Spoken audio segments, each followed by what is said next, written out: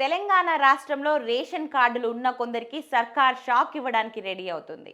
రాష్ట్రంలో దారిద్ర్య రేఖకు దిగువన ఉన్న వారికి తెల్ల రేషన్ కార్డులు ఇచ్చి వారికి నిత్య అవసరాలను కేంద్ర ప్రభుత్వం ఇస్తున్న విషయం తెలిసిందే. అయితే చాలా మంది దారిద్ర్య రేఖకు దిగువన లేకపోయినప్పటికీ తెల్ల రేషన్ కార్డులు తీసుకొని రేషన్ కార్డుల ద్వారా లబ్ధి పొందడానికి, ప్రభుత్వ పథకాలను పొందడానికి ప్రయత్నాలు చేస్తున్నారు. అయితే వారికి చెక్ పెట్టే పనిలో కేంద్ర రాష్ట్ర ప్రభుత్వాలు అటువంటి వారికి చెక్ పెట్టడానికి రెడీ అవుతుంది. గత 6 నెలలుగా రేషన్ కార్డులు ఉన్నప్పటికీ రేషన్ తీసుకొని వారిని గుర్తించి వారి రేషన్ కార్డులను రద్దు చేయడానికి ప్రభుత్వం నిర్ణయించినట్లుగా తెలుస్తుంది. 6 నెలల కంటే ఎక్కువ కాలం రేషన్ కార్డులు ఉన్నప్పటికీ రేషన్ తీసుకొని కార్డుదారులు తెలంగాణ రాష్ట్ర వ్యాప్తంగా 1,59,000 మంది ఉన్నట్లు గుర్తించిన అధికారులు ఇక ఈ కార్డుదారులను విచారణ చేయనున్నట్లు సమాచారం.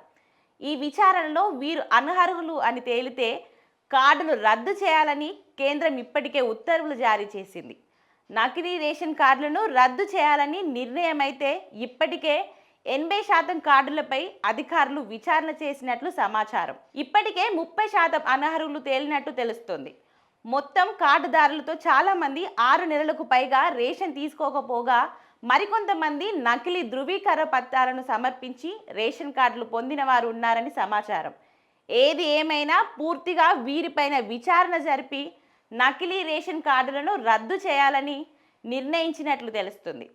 ఇక ఏది ఏమైనా నకిలీ రేషన్ కార్డుదారులను కార్డులు తొలగించి నిజమైన లబ్ధిదారులకు లబ్ధి జరిగేలా చూడాలని సామాన్య ప్రజలు కోరుతున్నారు.